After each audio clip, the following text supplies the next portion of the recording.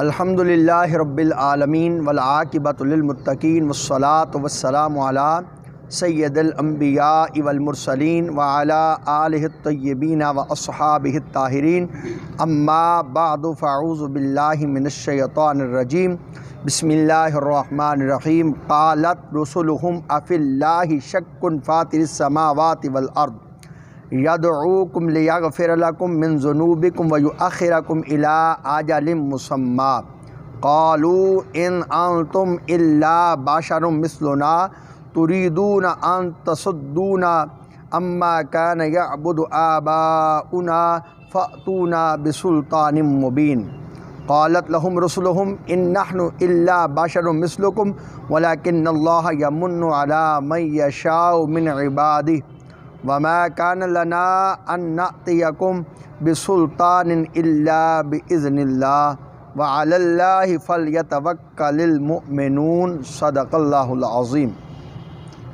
اللهم صل على سيدنا ومولانا محمد وعلى آل سيدنا ومولانا محمد وبارک وسلم علیہ۔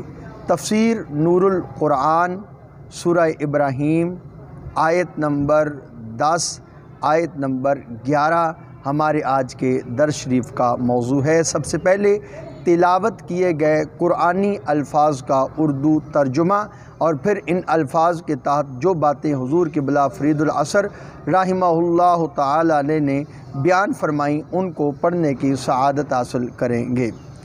ان کے رسولوں نے کہا، کیا اللہ کے متعلق شک ہے جو تمام زمینوں اور آسمانوں کا پیدا کرنے والا ہے؟ وہ تمہیں اس لیے بلاتا ہے کہ بعض تمہارے گناہوں کو معاف کر دے اور موت کے مقررہ وقت تک تمہیں عذاب سے مؤخر رکھے۔ انہوں نے یعنی کفار نے کہا، تم تو ہماری طرح بشر ہو، تم تو ہمیں ان معبودوں سے روکنا چاہتے ہو جس کی پرستش ہمارے باپ دادا کرتے رہے، ہمارے پاس کوئی واضح دلیل لاؤ۔ ان سے ان کے رسولوں نے کہا، ہم تمہاری طرح بشر ہی ہیں، مگر اللہ تعالیٰ اپنے بندوں سے جس پر چاہے احسان فرماتا ہے، اور ہمارے لیے یہ ممکن نہیں کہ اللہ کی اجازت کے بغیر تمہارے پاس کوئی دلیل لائیں، اور مومنوں کو اللہ پر ہی توکل کرنا چاہیے۔ ان قرآنی الفاظ کے تحت حضور قبلہ فرید العصر رحمہ اللہ تعالی علیہ کچھ یوں بیان فرما رہے ہیں۔ ہر نبی نے اپنے اپنے زمانہ کے کفار کی ضد، سختی، ہٹ دھرمی کو دیکھ کر کہا، کیا اس اللہ کے بارے میں شک کرتے ہو یا وجود باری کا انکار کرتے ہو یا اس کی توحید میں شک کرتے ہو جو آسمانوں اور زمین کا خالق ہے؟ تمہاری اس سرکشی کے باوجود تمہیں ایمان لانے کی دعوت دیتا ہے، وہ اللہ تمہارے گناہ معاف کرے۔ صحیح مسلم شریف میں حضرت ابو موسیٰ رضی اللہ تعالی عنہ سے روایت ہے، حضور صلی اللہ علیہ وآلہ وسلم نے فرمایا، اللہ تعالی رات کو اپنا ہاتھ بڑھاتا ہے تاکہ ان میں گناہ کرنے والا توبہ کرے، اور دن کو ہاتھ بڑھاتا ہے کہ رات کو گناہ کرنے والا توبہ کرے۔ اللہ رب العزت کا یہ عمل قیامت تک جاری رہے گا۔ ایک اور حدیث شریف میں ارشاد ہے، حضور صلی اللہ علیہ وآلہ وسلم نے فرمایا، تم میں سے کسی شخص کو اپنی گمشدہ سواری مل جائے تو جتنی خوشی ہوتی ہے اللہ تعالیٰ کو تمہاری توبہ سے اس سے بھی زیادہ خوشی ہوتی ہے۔ یہ بھی یاد رہے کہ اللہ چاہے تو بغیر توبہ کے بھی بخش دیتا ہے۔ وہ چاہتا ہے کہ تمہیں آخر وقت تک مہلت دے اور اپنی عمر میں تم زیادہ سے زیادہ اچھے کام کر سکو۔ اللہ تعالیٰ کی طرف سے گناہوں کی بخشش، لمبی عمر کی عطا کے بعد کفار کی دوسری سرکشی کا ذکر فرمایا گیا ہے۔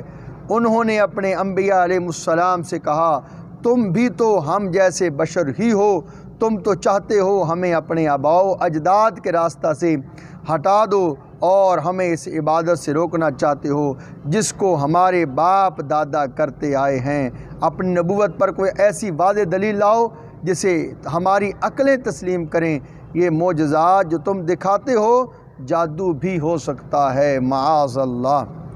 کفار کے اس گستاخانہ کلام پر کہ تم بھی تو ہمارے جیسے ہی ہو، چلنا پھرنا، کھانا پینا، سونا جاگنا سبھی کچھ ہماری طرح ہے، تو انبیاء علیہ السلام نے کہا، ہم دنیاوی معاملات میں تمہاری طرح ہی ہیں، نہ جن نہ فرشتے نہ کوئی اور مخلوق بشریت میں مساوی ہونا اس کے منافی نہیں کہ کسی کو نبوت سے خاص کر لیا جائے۔ وہ جسے چاہے فضل سے نواز دے، اپنے بندوں میں سے جسے چاہتا ہے اس پر احسان فرما دیتا ہے، اسے اپنے برگزیدہ پسندیدہ ممتاز بنا کر نواز لیتا ہے۔ تم نے ہمارے ظاہر کو دیکھا مگر اللہ تعالیٰ کا وہ کرم تمہاری نظروں سے اوجھل ہو گیا جس کے باعث ہمیں کائنات پر فضیلت ملی۔ اس فضیلت منصب نبوت سے فرشتے بھی محروم رہ گئے، ہم نواز دیے گئے۔ انبیاء علیہ السلام نے کہا ہم اللہ کی اجازت کے بغیر کوئی دلیل نہیں لا سکتے، اور توکل کرنے والے مومنین کو اللہ ہی پر بھروسہ کرنا چاہیے۔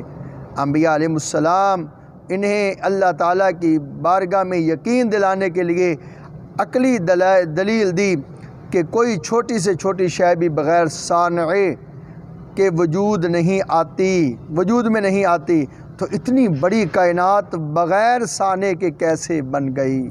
قرآن مقدس فرماتا ہے اگر ان سے پوچھے کہ زمین و آسمان کو کس نے بنایا، چاند سورج کو کس نے مسخر کیا، تو کہیں گے اللہ نے۔ پھر یہ کہاں بہک رہے ہیں؟